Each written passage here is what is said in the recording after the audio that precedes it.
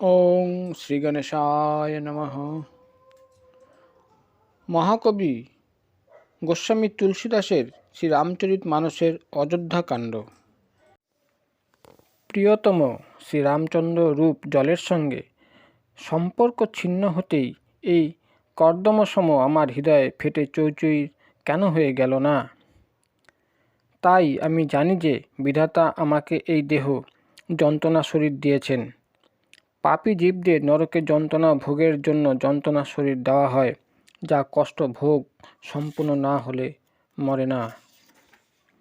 সুমন্ত এই পথে এইরূপ বিলাপরত ছিলেন। রথ দ্রুতগতিতে তমসা নদীর তীরে পৌঁছল। মন্ত্রী মহাশয় সবিনয়ে তখন নিষাদগণকে বিদায় দিলেন।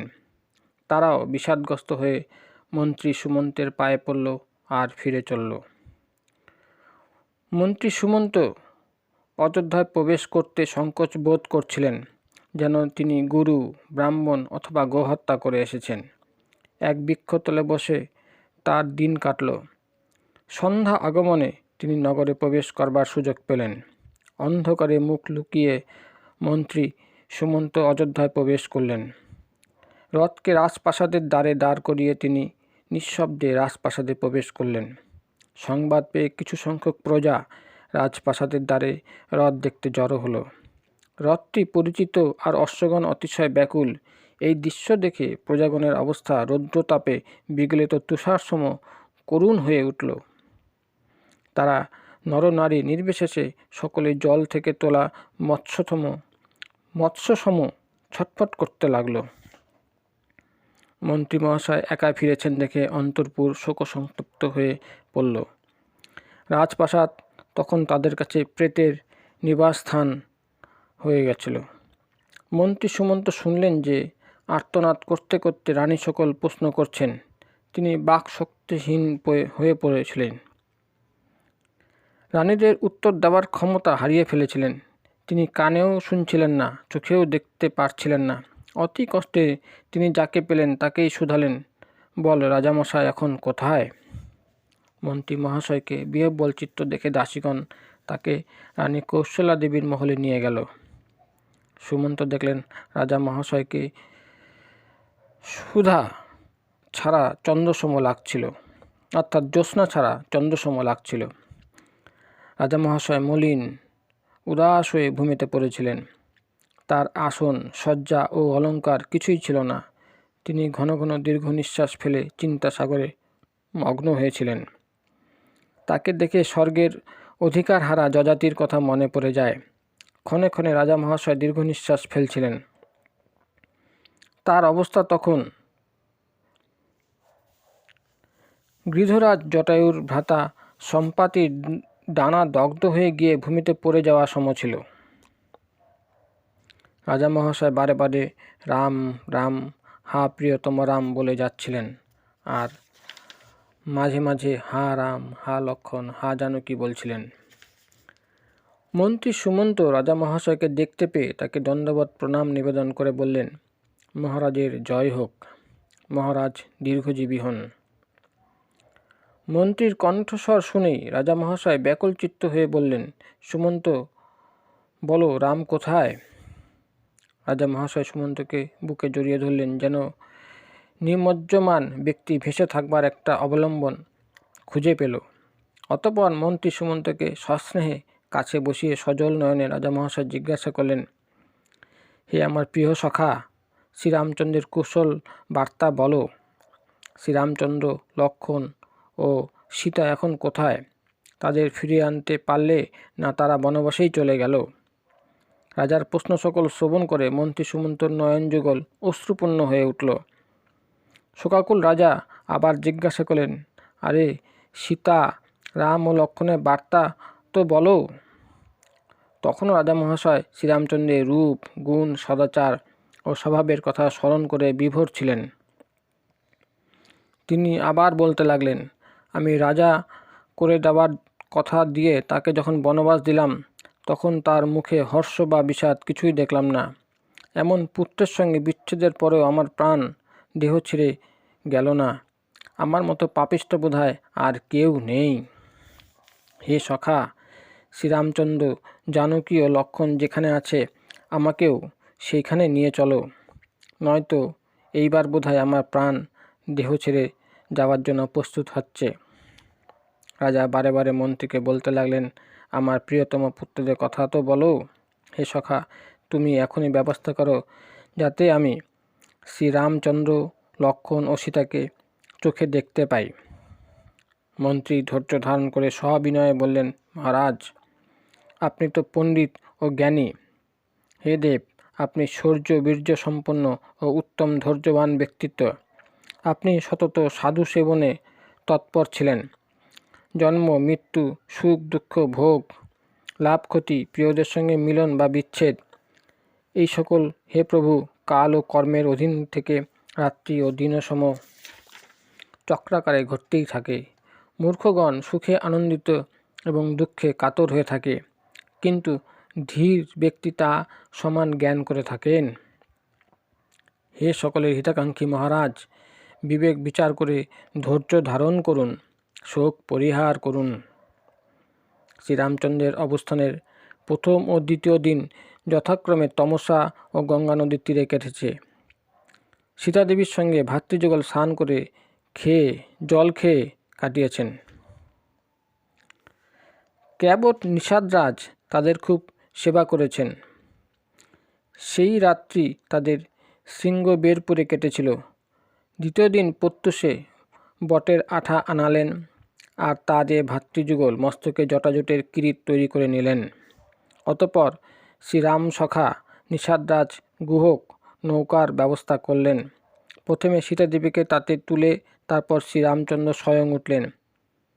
এদিকে শ্রীলক্ষ্মণ ধনুর বানাদি সুরক্ষিত রেখে অগ্রজের অনুমতি নিয়ে তারপর নৌকায় চললেন।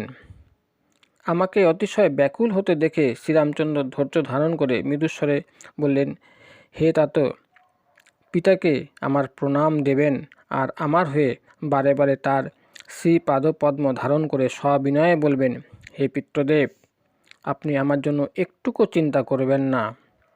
আপনার কৃপায়, অনুগ্রহে ও পুণ্যে বনে ও পথে আমাদের মঙ্গল হবে।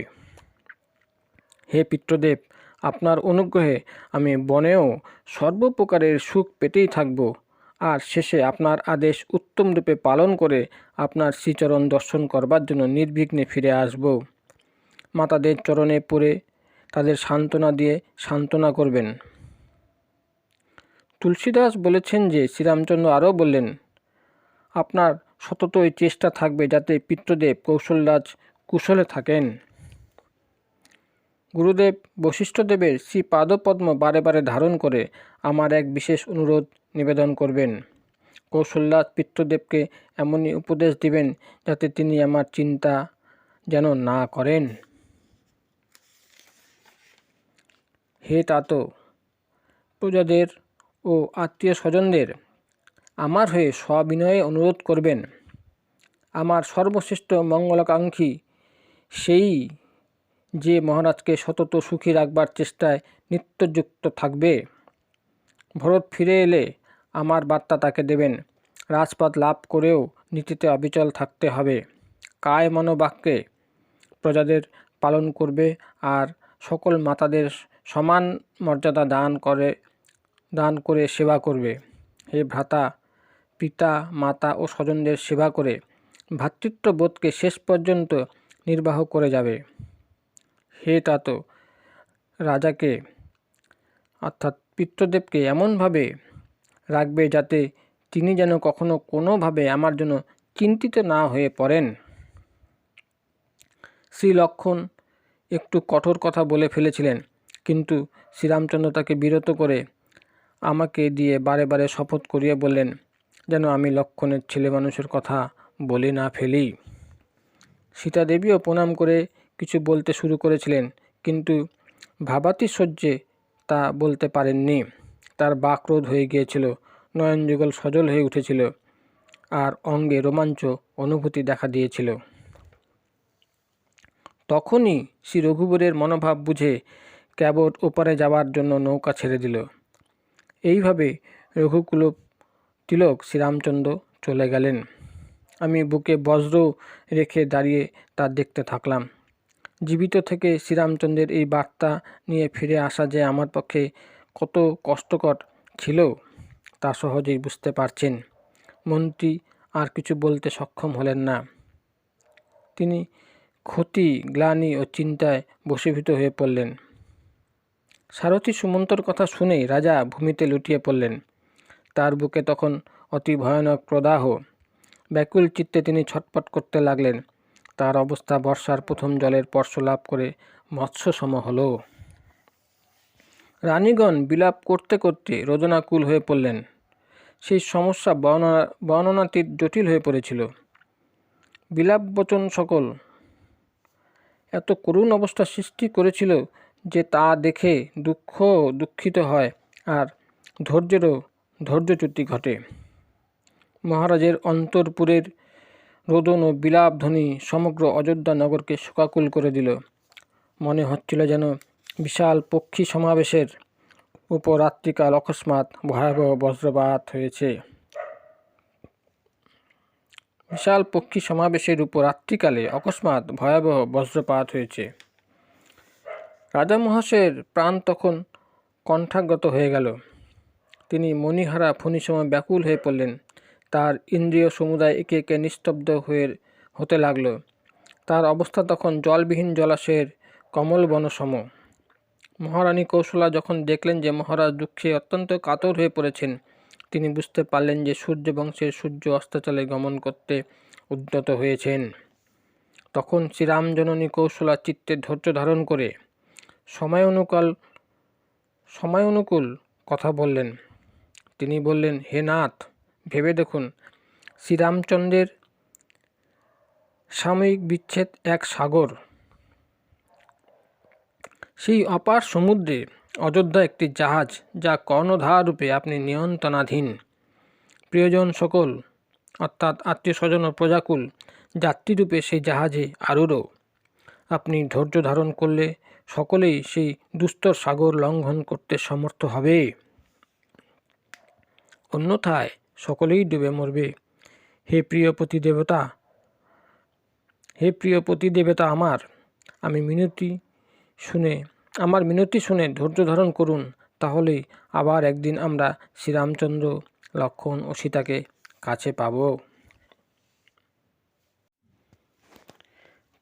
প্রিয় ভার্যা কৌশলার কমল কথা শুনে রাজা মহাশয় চোখ খুলে দেখলেন, ছটপট করা মৎস্যের উপর যেন ঠান্ডা জলের ছিটে দেওয়া হলো।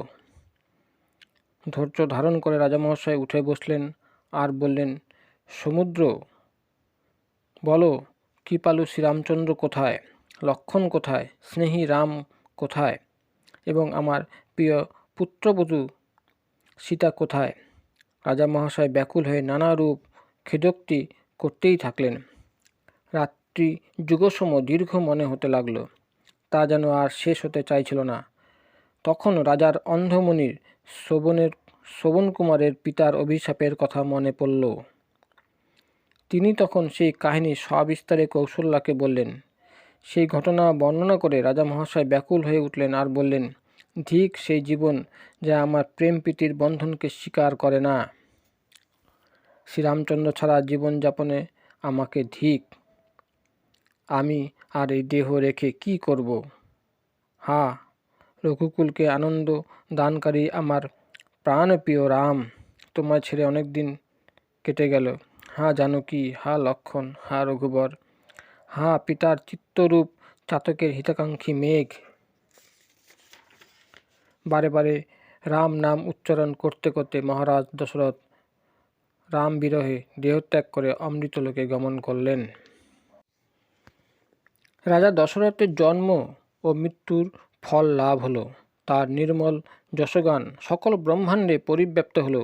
তিনি জীবিত অবস্থায় শ্রীরামচন্দ্রের চন্দ্রবদন দেখে আর মৃত্যুতে শ্রীরামচন্দ্রের বিরহকে নিমিত্ত করে উভয়কেই সৌন্দর্যময় করলেন। শোকাতুর রানীগণ ব্যাকুল হয়ে রোদন করতে থাকলেন। তারা রাজা রূপ, সদাচার, বল ও বীর্যের বর্ণনা করে বিলাপ করতে থাকলেন আর বারে বারে ভূমিতে লুটিয়ে পড়তে থাকলেন। দাসদাসীগণ ব্যাকুল হয়ে বিলাপ করতে লাগলো। প্রজাগণ ঘরে ঘরে কাঁদতে লাগলো। তারা বলল, ধর্মের পরাকাষ্ঠা, রূপ ও গুণের আধার সূর্যবংশের সূর্য অস্তমিত হলেন। সকলেই কৈকেয়ীর উদ্দেশ্যে কটু কথা বলতে লাগলেন। তারা বলল, কৈকেয়ী ভুবন সকলকে নেত্রহীন করল। প্রত্যুষে জ্ঞানী মুনিগণের আগমন হলো। তখন মহামুনি বৈশিষ্ট্যদেব সময় অনুকাল বহু ইতিহাসের বিবরণ দিয়ে সকলের শোক নিবারণ করলেন।